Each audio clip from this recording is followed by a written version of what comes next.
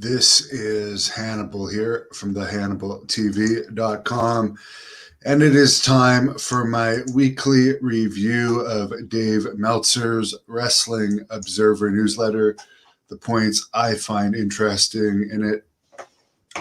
WWE Hall of Famer Terry Funk, who just turned 77 last week, has been moved into an assisted living home, and Terry Funk's official Twitter account posted, quote, "Yes, Mr. Funk is currently receiving residential care for his multiple health issues, which do affect his mind as well as the rest of his body. As you can imagine, some days are better than others," end quote. SummerSlam, August 21st at Allegiant Stadium in Las Vegas has over 38,000 tickets out right now between the sold and comp tickets. Jonathan Fatu, who's 35, also known as Jimmy Uso, was arrested in Pensacola, Florida at 10:35 p.m. July 5th, charged with a DUI. He had been one of the main characters on SmackDown, working with Roman Reigns. This has been his third DUI arrest. The previous times resulted in him being taken off the air for extended periods of time. WWE has not made any statement about his arrest so far. Regarding the XFL that The Rock and his ex-wife are going to be running, it was supposed to start in 2022. Now it's going to be 2023. And the proposed collaboration with the CFL, which I do think would have helped the CFL, is off the table right now. AEW this week did a 0.33 rating. NXT did a 0.18 rating for their Great American Bash special. Raw set an all-time low viewership record, 0.41. SmackDown did a 0.46, and it was their lowest viewership on Fox, according to reports. Aleister Black from WWE debuted in AEW as Malachi Black on this week's Dynamite show. Texas independent wrestler Moonshine Mantell made his AEW debut this week as well, losing in 3 minutes to Lance Archer. Impact did its all-time access rating low, 0.02 last week, with Kenny Omega on the show, so obviously he's not helping it a great deal.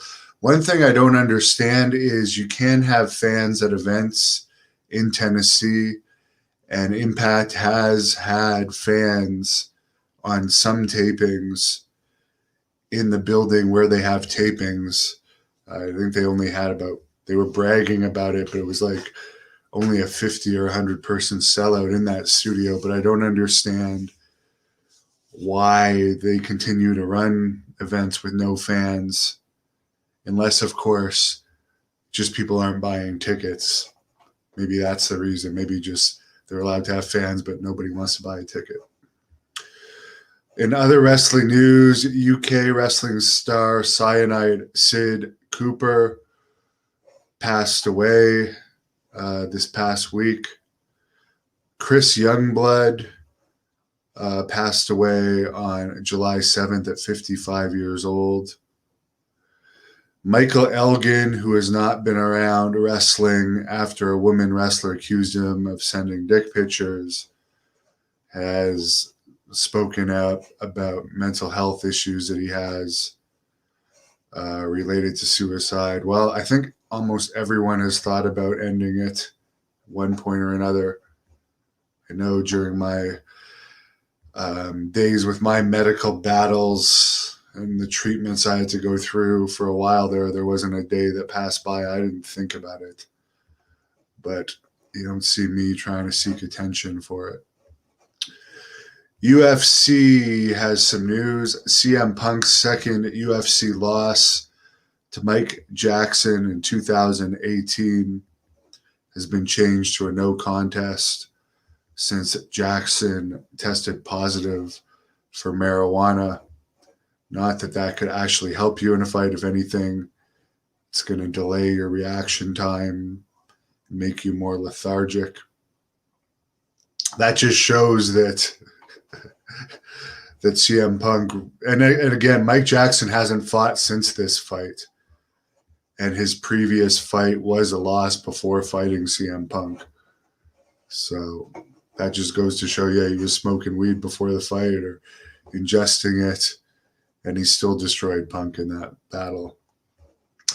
Jake Hagar wants to fight Fedor Emelianenko on October 23rd in Moscow. Meltzer points out that Hagar's last fight was a very close decision, which could have gone either way, according to many reports.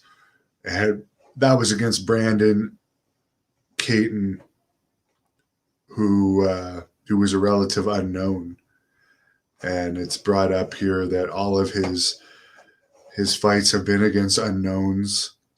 However, I do think that wouldn't be a bad fight for Bellator to run, just because Jake is a former WWE champion and is still in AEW. But Josh Barnett also wants that fight. And he's been quoted as saying, quote, "Having more followers doesn't mean anything in terms of merit or skill in the ring. You're a green boy who fights rookies. You don't even belong in this conversation. Stick to AEW and getting in a few fights before you eventually lose and quit." End quote. That's Barnett talking about Jake Hager, or Hager. I don't know how you pronounce it. Now, of course, having more followers doesn't mean anything in terms of merit or skill, but as we've seen with the Paul brothers, it does equal buy rates, and it is the fight business. You would, in theory, want to have a fight that's going to draw the most money. I would, anyways, personally, as a promoter. I'd rather have the highest money drawing fight than the best technical match. Same as in professional wrestling. Tyson Fury and a bunch of members of his camp tested positive for COVID, so his fight with Deontay Wilder has been postponed. It was supposed to happen July 24th in Las Vegas. And the Anderson Silva versus Julio Cesar Chavez Jr. fight that happened on June 19th only had between 15 and 20,000 buys between television and pay-per-view streaming. So not a huge number of buys. That's pretty much it. Not a huge news week. I'll go through some of your questions. David Rush, does Davey Boy Smith's family still have the bulldog they took on the road with him in the 80s? Well, that would be the oldest dog I've ever heard of if it was alive in the 80s and is still alive in 2021. So that's kind of a funny question. Ravens fan, I'm doing okay. Hanging out with my lovely dog here, Piper, who's also my co-host. Alan Kesselman wants me to do a shoot in an assisted living facility with Terry Funk. His daughter doesn't want him doing any interviews. When I was in Texas, Kevin Sullivan looked into it for me, and that was the answer I got. They don't want him doing any interviews. Harris, what's the point of AEW signing all these amazing wrestlers when none of them want to put anyone over? I honestly don't know. The only real wrestlers I'm familiar with in AEW are Cody Rhodes and Chris Jericho. I know Mark Henry and Big Show, but they don't wrestle. Sting wrestles. I know Sting. All the other ones, I mean, I've heard of Aleister Black in the news and all this, but I don't know anything about him. Wendell is saying Ontario is.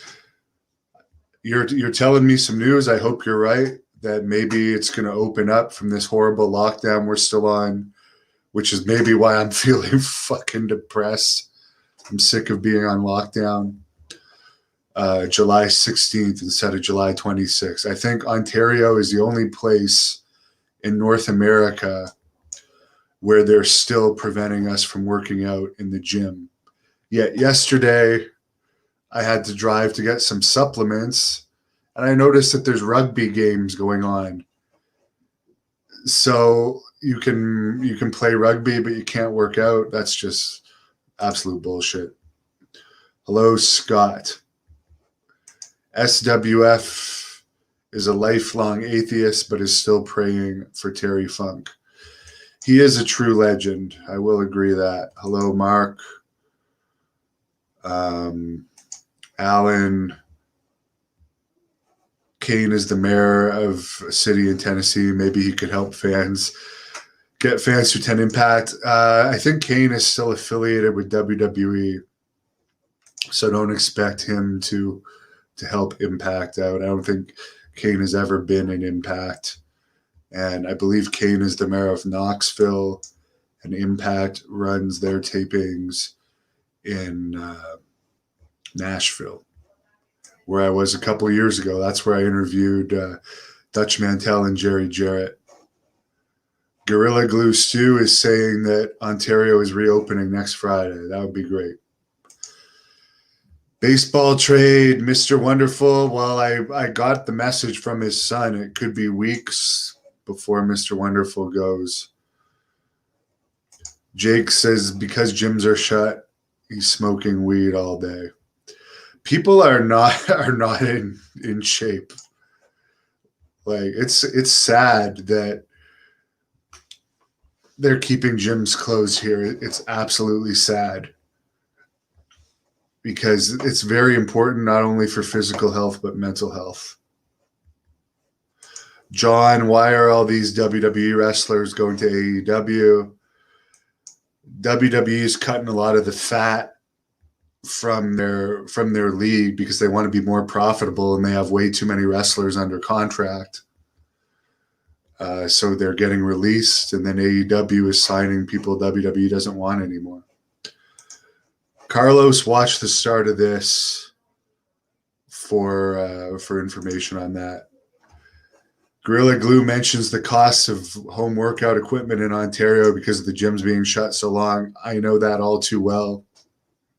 I've spent over $5,000 on home workout equipment since the beginning of this lockdown, and I work at home too. I don't want to work out at home. I miss my friends at the gym. I love going to the gym, so I can't wait for it to open again.